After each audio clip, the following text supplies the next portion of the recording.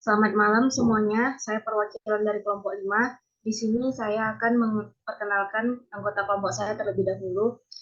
Dimulai dari saya sendiri, Putri Magdalena Margareta, Muhammad Fadil Pratama, Nadia Dwi Utami, Rizky Ramadan, dan Rahayu Kurniasari.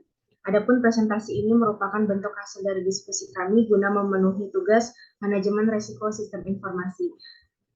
Baiklah, selanjutnya saya akan memberikan kesempatan kepada Nadia Utami untuk mempresentasikan hasil diskusi kami. Kepada Nadia, dipersilakan.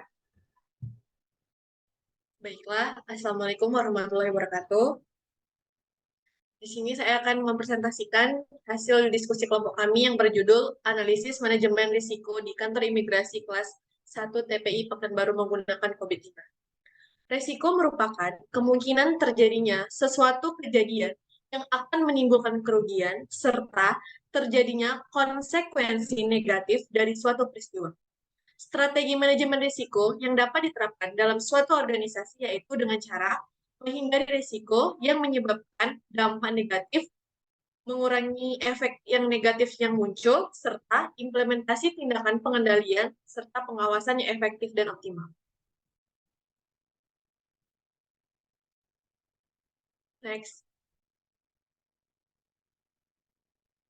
Baik, selanjutnya yaitu COVID. COVID merupakan kerangka pengendalian internal sebagai teknologi informasi yang muncul pada organisasi audit dan pengendalian sistem informasi pada tahun 1996 dan dimodernkan pada tahun 1998 dan 2000. COVID dibuat sebagai tujuan melakukan pemeriksaan dan mengembangkan penanganan teknologi informasi yang diakui secara internasional sebagai auditor dan manajer organisasi. Langkah-langkah penelitian.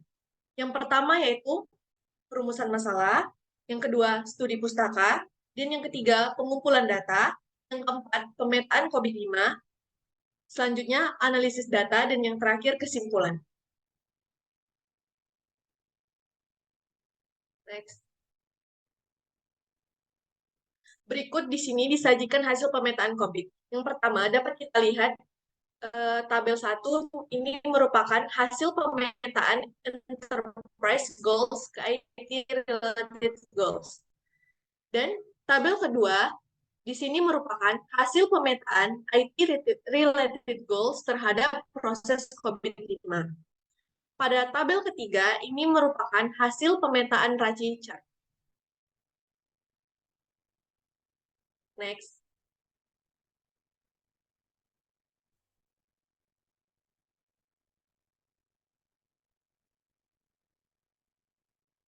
Pada tabel keempat yaitu merupakan hasil analisa tingkat kemampuan APO 12. Dan tabel kelima di sini produk domain APO 12.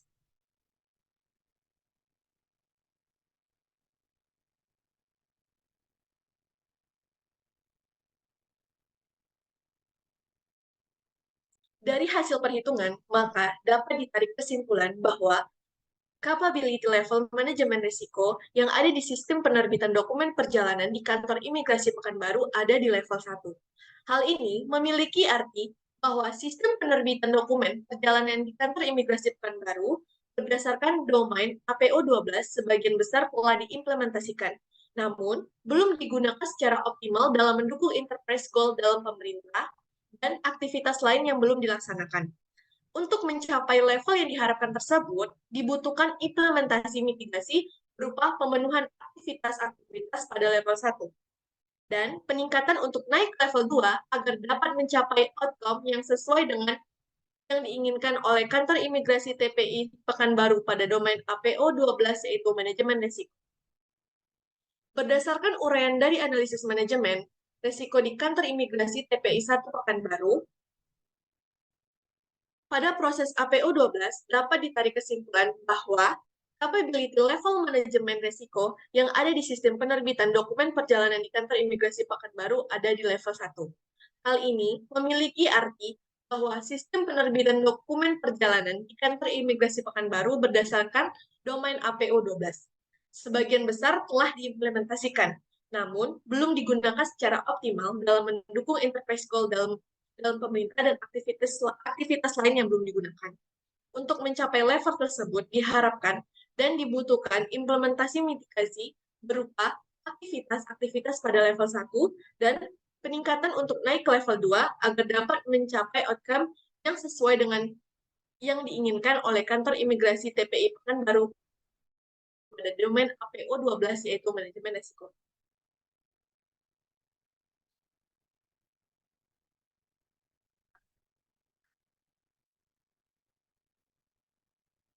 Pada analisis manajemen risiko, peneliti menyimpulkan mitigasi di kantor imigrasi TPI Pekanbaru sebagai berikut. Yang pertama, membuat buku khusus paspor yang keluar. Yang kedua, membuat buku khusus nama-nama pemohon paspor dalam sehari. Dan yang ketiga, melakukan pencatatan di luar sistem. Dan yang keempat, membuat user terhadap dalam membuat user terbatas dalam pengoperasian sistem. Dan yang terakhir yaitu CCTV yang berada dalam ruangan. Beberapa hal yang dapat dijadikan saran adalah sebagai berikut. Yang pertama, sebaiknya adanya perbaikan pada sistem sehingga ketika admin memasukkan nomor permohonan halaman yang muncul merupakan data pemohon paspor bukan kembali pada halaman utama. Dan yang kedua, sebaiknya ada penambahan pada fitur-fitur untuk melakukan pencatatan tanggal pengambilan paspor oleh pemohon. Dan yang ketiga, sebaiknya tersedia fitur-fitur otomatisasi rekap tanggal saat admin melakukan input data pemohon yang sudah melakukan pengambilan paspor. Next. Sekian hasil presentasi saya kembalikan kepada moderator. Baiklah, sekian presentasi dari kelompok kami. Apabila ada kesalahan dan kekurangan, kami mohon maaf. Sekian dari kelompok kami, selamat malam.